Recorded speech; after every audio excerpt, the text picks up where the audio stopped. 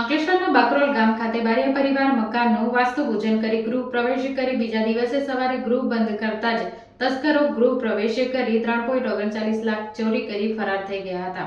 પરિવાર વાસ્તુ બાદ સામાન શિફ્ટ કરી ઘર માટે બીજા દિવસે સવાર 8 થી 12 વાગે દરમિયાન ઘર બંધ રહેતા થોડા દિવસે ચોરીને અંજામ આપ્યો હતો. વાસ્તુ વિલા સોસાયટીમાં જ વાસ્તુના બીજા દિવસે ઘરમાં ચોરી થઈ હતી. પાનોલી પોલીસ ચોરીનો ગુનો નોંધી તપાસ શરૂ કરી હતી.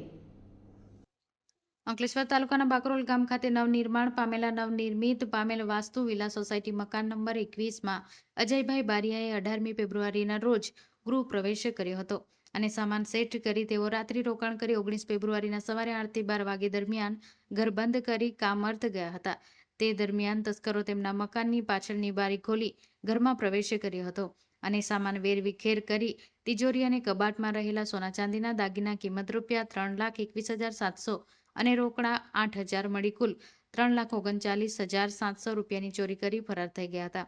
તેઓ પરત ઘરે આવતા ચોરી થઈ હોવાનું માલુમ પડ્યું હતું, જે અંગે પાનોલી પોલીસ મથકે જાણ કરતા પોલીસ કાફલો ઘટના સ્થળ ઉપર દોડી આવ્યો હતો અને ડોગ સ્કોડ FSLની મદદ સાથે ચોરીનું પગેરું શોધવાની કવાયત શરૂ કરી હતી. પ્રાથમિક અજય જસવંતસિંહ બારિયાની ફરિયાદ નોંધી નવનિર્માણ પામી રહેલા સોસાયટી તેમજ હાઈવે ઉપર લાગેલા CCTV ફૂટેજ મેળવવાની તજવીજ શરૂ કરી હતી. મારું નામ બારિયા અનિતાબેન અજયભાઈ છે.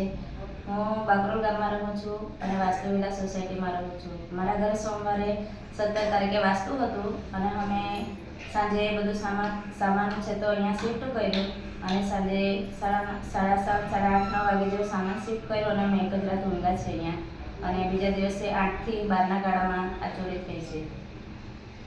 શું લઈ ગયા ચોરીમાં ચોરો? સોનાની ચેન છે, પછી બુટ્ટી છે, કાનસેર છે, 4 જોડી કડી છે, પગની ઝાંઝરી છે અને રોકડ 8,000 રૂપિયા છે.